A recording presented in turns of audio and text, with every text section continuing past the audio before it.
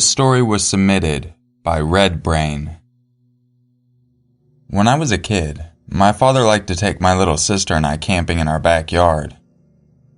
We thought it was a lot of fun to sleep outside, so we would beg him to set up the tent to camp out on the weekends when he wasn't working.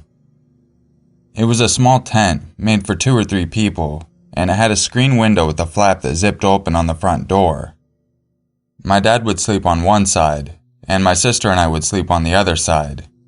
It wasn't crowded though, because we were smaller. I was about 8, and my sister was a year younger when this happened. One of these weekends when we were camping out, I woke up in the middle of the night. I didn't know what time it was, but it was very quiet outside. I never woke up in the middle of sleeping unless I had to use the bathroom, but I didn't have to then. So I looked around, and to my surprise, there was a dark silhouette of a figure standing right outside the tent.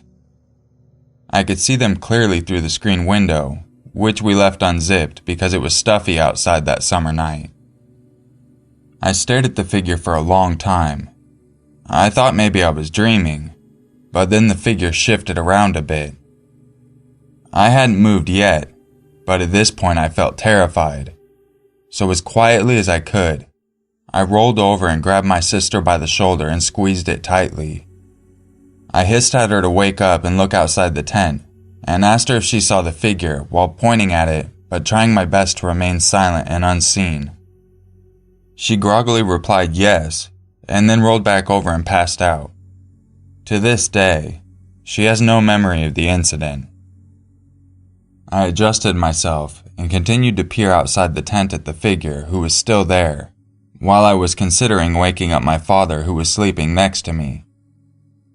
I was also afraid, because while he was a generally nice guy, my father had a bad temper, especially if you tried to wake him up, and I imagined him being very upset with me.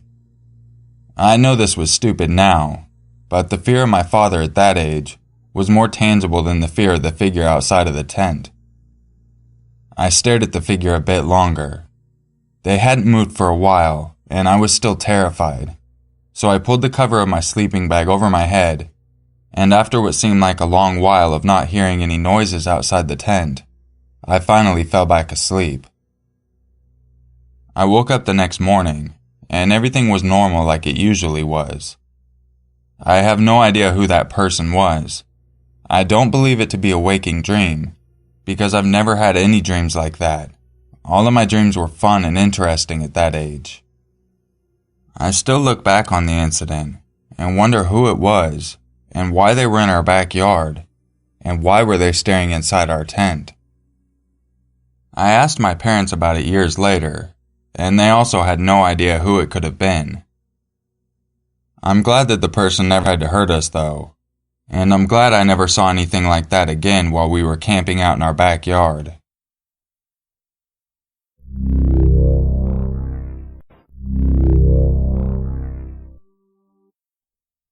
This story was submitted by Dan.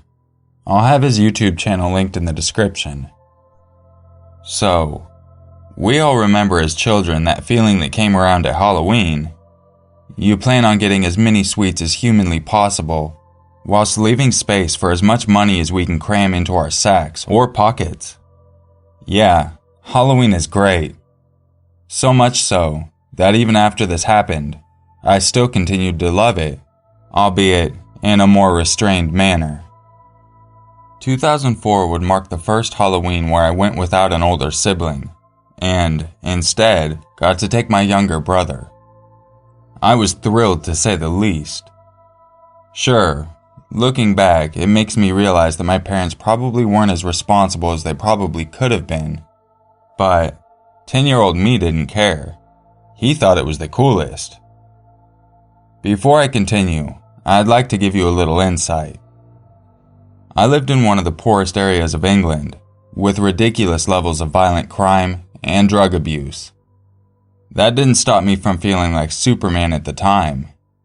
As I pointed out, my parents weren't the most appropriate people to raise children, and thanks a lot to early morning adventures to the local supermarket, I quickly learned not to be afraid of the dark. If you couldn't see the danger, it didn't exist, right? The boogeyman is obviously just a story you tell your kids about, right? Well, this Halloween, I was in for the lesson of a lifetime. I've never shared this with anyone before, but with Halloween getting closer, I figured it was time to share. So, Halloween 2004, myself and my 7-year-old brother, we'll call him Joe, made plans to meet up with 2 of our friends who lived in the same area. Let's call them Kelly, age 13, and Ann, who was 10. We're all so excited. We planned our route. We coordinated outfits. We chose vampires. You know, the ones that have pointy fangs, sucked blood, and came from Eastern Europe. Well, after finishing up our plans and having our dinners, we met up outside my house.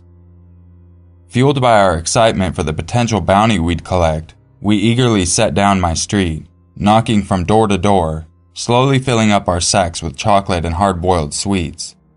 We were in our element. It was sometime around the end of my street when we noticed a man dressed as Max from the Action Man. You know, the guy who had purple spiky hair, wore a mask from the bandanas, and was in charge of Professor X's goons. I was a massive Action Man fan growing up, and Max was the only figure I'd never got before, so it made him seem like the most amazing character in the world. Despite my excitement, I quickly got pulled back into the hunt for sugary goods, and put our encounter to the back of my mind. By the 2nd Street, we'd hit the jackpot. The neighbors a street away were much more generous than those on mine. We'd been upgraded, from store-brand chocolate bars and hard-boiled sweets, to bags of Haribos and some of the more expensive treats that me and my brother rarely got to enjoy. Could this night get any more awesome? We all asked, as we sat enjoying our stocks whilst we had a pit stop. Looking back, it seemed foolish, but pumped up on our awesome loot, we decided to carry on, leaving our route for a street that no one really hit. Our child logic telling us that we would be rolling in unwanted snacks and change. We hit the street. It was one of the more main roads in my area, but unlike most main roads, this one was really quiet and barely lit. Even though the street was lined with houses, we didn't let this deter us. We were vampires. It was awesome. We ended up with 50 pence from every other house, and expensive lollipops and toffee apples from others. We were going to be sick. Due to the street being really steep, we found ourselves really tired after doing the rounds, and opted to take a final pit stop before heading home to count the money and share it fairly. We eventually settled on a well-lit corner that was about a block or so from our homes, and just off the main road we'd just been to. Before counting, we decided to eat our sweets, and shared some of our plans to sneak some of our stash past our parents for an obligatory midnight snack. We were part the way through colluding when Kelly, who sat opposite of me, threw the purse we'd all stored our money in into a bush. I barely got a chance to ask about it when I noticed her shift uncomfortably. I instantly felt the chill go down my spine. What was her deal? I remember thinking at the time. Rather than ask her, my curious mind ordered me to turn around and find out what had freaked her out, and by now, the other 2 as well. Behind me stood Max. I remember him being so close into my personal space that I frantically clambered over to my brother and the 2 girls. Max said nothing. He didn't even seem to react when I'd moved. We all sat/stood there for a few seconds before I noticed him pulling his hand out of his pocket, which was followed by a quiet click. He had a pocket knife. "Do you have any money?" he asked evenly. None of us answered at first, too scared by the knife he was holding to answer. Finally, I managed to respond. No. I faltered. I'm a terrible liar. "Don't fucking lie to me. I saw you get some," he retorted. Had he been following us this whole time, Had we really been that excited that we hadn't noticed? At this point, I'm not ashamed to admit, we all started crying. We were understandably freaked out by this point, and we were crying really loud. Max seemed undeterred at first, glancing around to make sure no one had noticed. Satisfied, he returned to watch us, looking us up and down, seeing if he could find where we hid the money. It was while he was doing this that our savior came. "Hey! What are you doing?" a middle-aged man yelled as he climbed out of his car. Clearly, he didn't find Max as scary as we did, and charged right for Max. Max then bolted, and we instantly felt relief. The stranger stopped by us and checked each of us over, making sure no harm had come to us. Once he'd managed to calm us down, we told him about the purse, and he helped us look for it. Unfortunately, we couldn't find it. This made the evening suck even more, if that was even possible. Apparently, the old man had taken pity on us and decided to take us to the pub he was heading to, that was just down the road from my house. Upon entering, he announced what had happened, and everyone offered us money. Our faith in humanity restored. Walked us home and dropped us off at my friend Anne's. She lived 3 doors down from me. After all that, we'd earned £6 each and still a ton of sweets, so that kinda made us happier. A few hours after we got home, some relatives had come to visit. They told us that a similar thing had happened in their area by a similar looking man. They didn't live too far from us. Apparently, that attempt was foiled by a group of angry parents.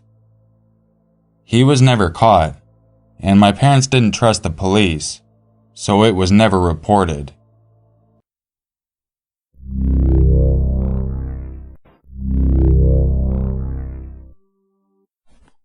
If you enjoyed this video, you know what to do.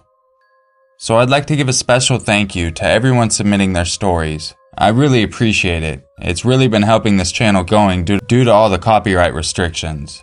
I do have some permissions for Reddit stories, so I have been saving those as well. And I have a couple very special videos planned for Halloween. I'd also like to give a special shout out to Zuv, who did the awesome thumbnail for me. I'll also include his YouTube channel link in the description.